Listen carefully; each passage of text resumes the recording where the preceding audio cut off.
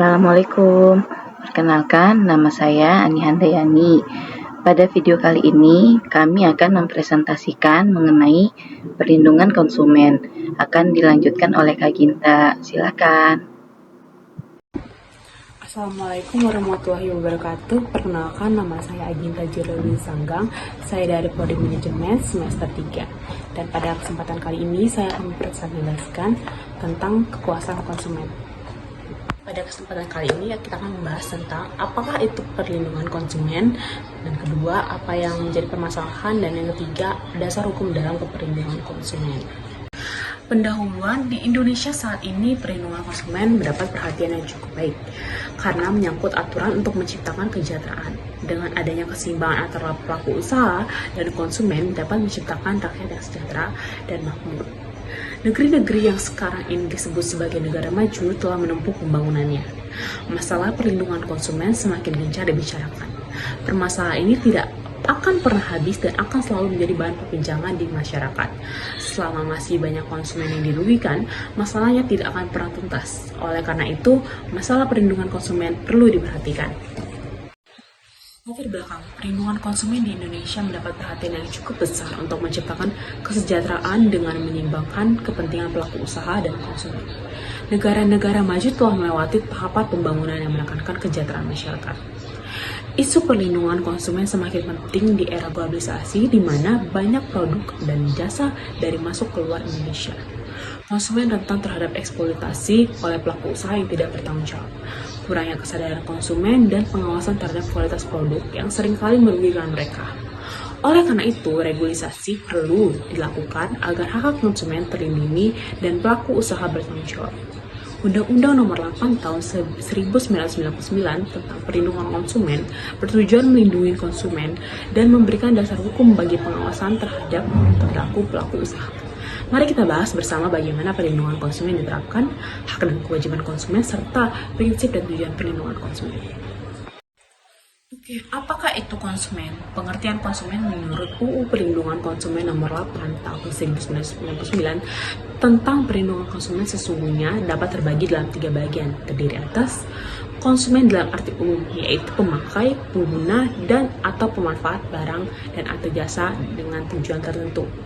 Yang kedua adalah konsumen antara, yaitu pemakai, pengguna, atau pemanfaat barang jasa untuk diproduksi atau produsen menjadi barang atau jasa lain untuk memperdagangkannya atau distributor.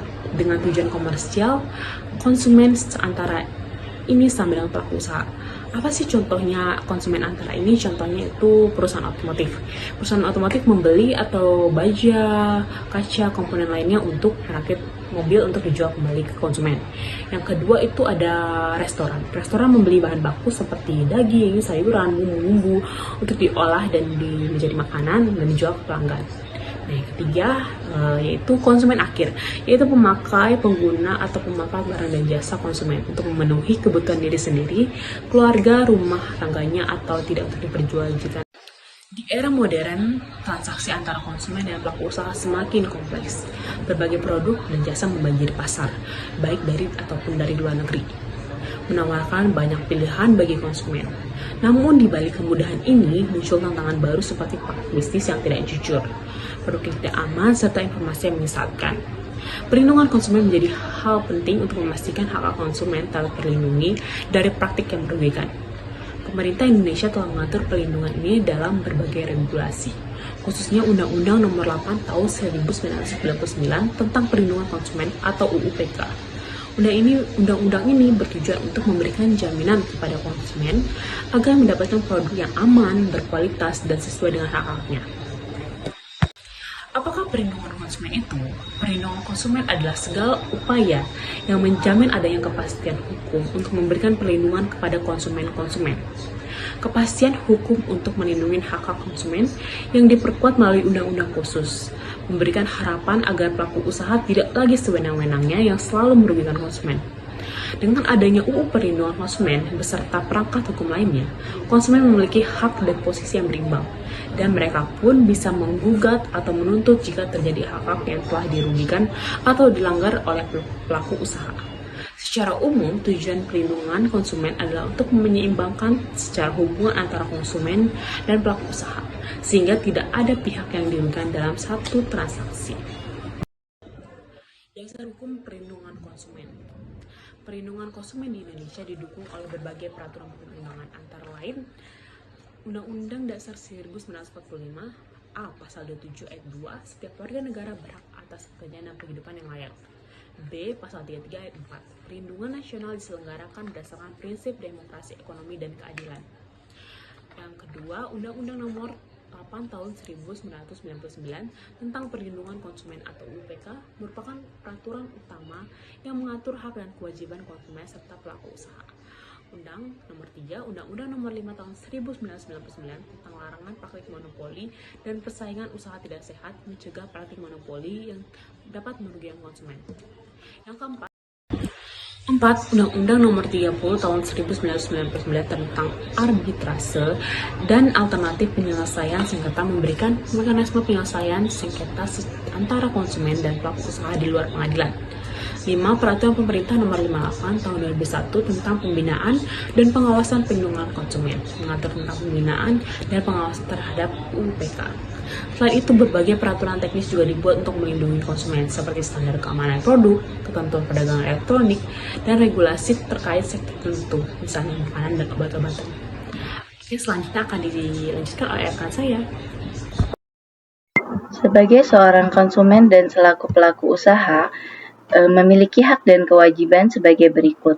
Menurut pasal 4 UU PK, hak sebagai seorang konsumen dan pelaku usaha ada 7.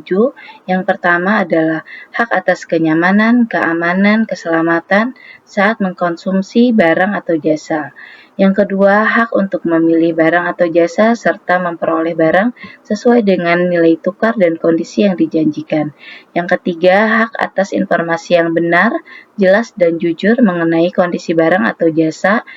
Yang keempat, hak untuk didengar pendapat dan keluhannya atas produk yang digunakan. Yang kelima, hak untuk mendapatkan perlindungan hukum dan penyelesaian sengketa secara adil. Yang keenam, hak untuk mendapatkan kompensasi ganti rugi atau pergantian jika produk atau jasa yang digunakan tidak sesuai dengan perjanjian. Yang ketujuh adalah hak untuk diperlakukan secara adil dan tidak diskriminatif. Kemudian sebagai seorang konsumen kita juga memiliki kewajiban. Yang pertama, wajib membaca dan mengikuti petunjuk penggunaan barang atau jasa. Yang kedua, wajib membayar barang atau jasa sesuai dengan kesepakatan. Yang ketiga, menggunakan barang atau jasa secara bertanggung jawab dan tidak merugikan orang lain. Kemudian hak dan kewajiban sebagai pelaku usaha, yaitu 1. Menyediakan informasi yang benar, jelas, dan jujur tentang barang atau jasa. Yang kedua, memberikan jaminan atas barang atau jasa yang ditawarkan. Yang ketiga, menjalankan usaha sesuai dengan prinsip etika bisnis dan peraturan yang berlaku. Dalam UU PK, perlindungan konsumen didasarkan atas 5 asas. Yang pertama adalah asas manfaat, di mana perlindungan konsumen harus memberikan manfaat bagi konsumen dan bagi pelaku usaha. Yang kedua, asas keadilan. Konsumen dan pelaku usaha harus mendapatkan hak dan kewajiban yang sama secara adil. Asas yang ketiga adalah asas keseimbangan, yaitu menjaga keseimbangan antara kepentingan konsumen, pelaku usaha, dan pemerintah. Yang keempat, asas keamanan dan keselamatan konsumen, yaitu barang atau jasa yang beredar harus aman bagi konsumen. Yang kelima, asas kepastian hukum. Perlindungan konsumen harus didukung oleh hukum yang adil dan dapat ditegakkan. Dalam menegakkan perlindungan hukum, tentu ada tantangan atau solusi yang akan terjadi. Sebagai berikut, tantangan yang akan terjadi: kurangnya kesadaran konsumen mengenai hak-hak, kurangnya pengawasan terhadap produk di pasaran, sulitnya proses penyelesaian sengketa konsumen. Kemudian solusi yang dapat kita lakukan adalah memberikan edukasi melalui kampanye atau sosialisasi mengenai hak-hak konsumen. Yang kedua, penguatan pengawasan oleh pemerintah terhadap barang atau jasa yang beredar. Yang ketiga, meningkatkan akses ke lembaga penyelesaian sengketa agar konsumen lebih mudah mengajukan keluhan. Penyelesaian sengketa konsumen. Jika konsumen mengalami kerugian akibat barang atau jasa yang tidak sesuai, mereka dapat mengajukan penyelesaian sengketa melalui beberapa cara. Yang pertama adalah penyelesaian secara damai, yaitu negosiasi langsung antara konsumen dan pelaku usaha. Yang kedua, melalui Badan Penyelesaian Sengketa Konsumen atau BPSK. Jika negosiasi gagal, konsumen dapat mengadu ke BPSK yang menangani penyelesaian sengketa di luar pengadilan. Yang ketiga, melalui pengadilan. Jika melalui penyelesaian BPSK itu tidak memuaskan dan konsumen bisa mengajukan gugatan ke pengadilan. Yang keempat, melalui lembaga perlindungan konsumen. Konsumen dapat meminta bantuan dari lembaga yayasan seperti Yayasan Lembaga Konsumen Indonesia.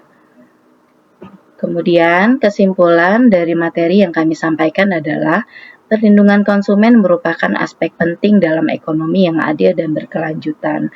Dengan adanya regulasi seperti UU PK, hak-hak konsumen di Indonesia telah dilindungi dengan baik.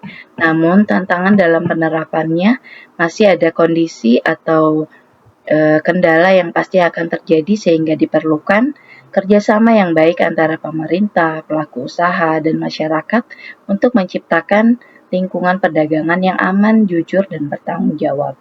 Dengan meningkatnya kesadaran hak-hak konsumen, diharapkan masyarakat semakin cerdas dalam bertransaksi dan pelaku usaha semakin bertanggung jawab dalam menyediakan barang dan jasa.